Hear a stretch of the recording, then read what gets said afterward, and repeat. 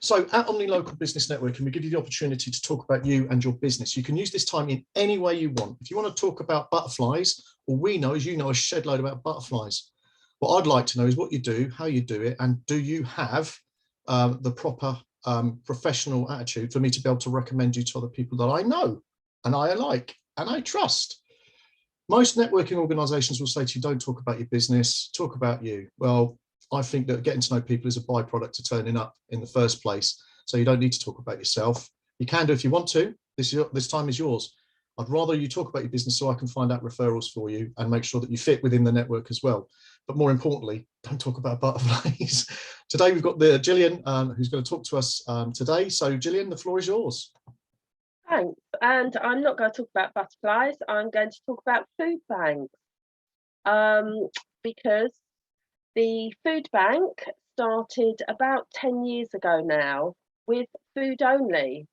And we realised very soon after opening it that we needed to develop other services to help the people that were being referred to us. I don't know if you know, but when somebody comes to a food bank, they don't just rock up and say, I need some food. They come via an agency like the Citizens Advice Bureau, or maybe a social worker or a doctor, or somebody who's already basically means tested them to check that they do really need our services. When they come is when we then do our own little sort of triage of them, decide with asking lots of questions to them. Have they got debts? Have they got furniture? Do they need counselling? And that's where I came in. The food bank had been open about 6 years. I'd been doing the triage part, the support as they came in.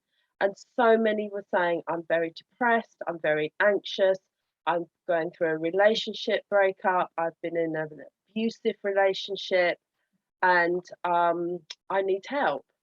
So I suggested to the guy who ran the food bank, his name's Jonathan Lees, that as I'm a counsellor, to set up a counselling side of the food bank.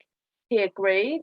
We got £2,000 funding. This was about 4 years ago, and we thought we'll see how it goes. How many people actually do want this counselling service? Well, funnily enough, lots of people did. So what we tend to do now is I have about 6 clients at a time that are referred to me from the food bank, and I see them anything from, it could be 6 sessions to 6 months of counselling. Usually it's weekly because it's building a relationship up with each person, and as one comes and we help them, then another one's waiting in the wings to come along. They're all referred to me via the support worker at the food bank. So she's already told me, I think this one, has got depression, or she's just gone through a domestic abuse relationship. And so I then welcome them into my counselling room, or I've got a brand new one this afternoon. I've never met her, so I've been obviously communicating, and she said, could you come to my home? So I'm imagining that she might have some issues with going out, feeling a bit agoraphobic. So I'll find out this afternoon, but she's going to be my new client. The reason I come networking is to keep the funding going. It only costs about £6,000 a year to keep the counselling service going, keep it ticking over. But obviously that £6,000 has to come from somewhere. We have been very fortunate that sometimes a company has said, we'll sponsor you for a year or something, and given us, between £2,000-3,000, which has been great. Quite often when I'm networking, people are just pop a donation into the bank account, which again is lovely. It's just keeping it going all the time. So I don't charge anything to come networking. I do it out of choice. So it's my own time, and just to keep the service going, because I know how valuable it is. The one thing I do want to do is I am going to actually read this because it's from a client, and she's given me permission to share her experience. So I'm going to read this. I've had 76 counselling sessions with Jill Nicholas from Epsom Foodbank. I can't thank Jill enough for the invaluable support she has given me. Having been in an abusive relationship, in recovery from postnatal psychosis, and suffering the loss of my children, I was often visibly upset at the food bank. It seems so long ago now, but my fondest memory of Foodbank is how kind the staff are.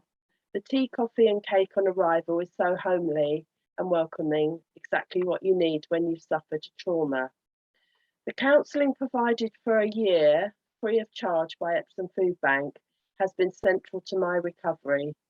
I had previously suffered from a condition called emotionally unstable personality disorder. Never having received the counselling support I needed from the NHS, my symptoms persisted from the age of 16 to 39.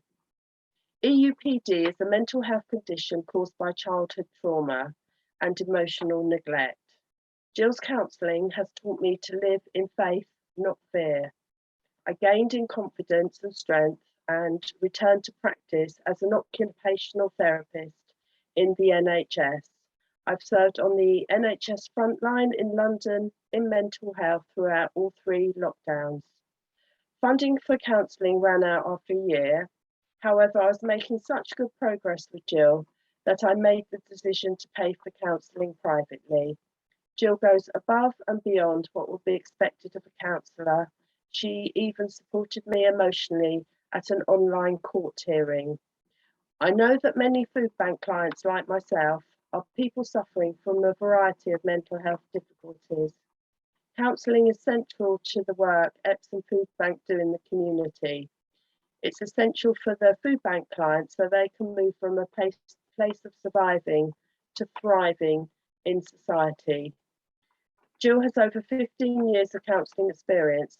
What sets Jill apart from other counsellors is her warmth, empathy, compassion and strong faith.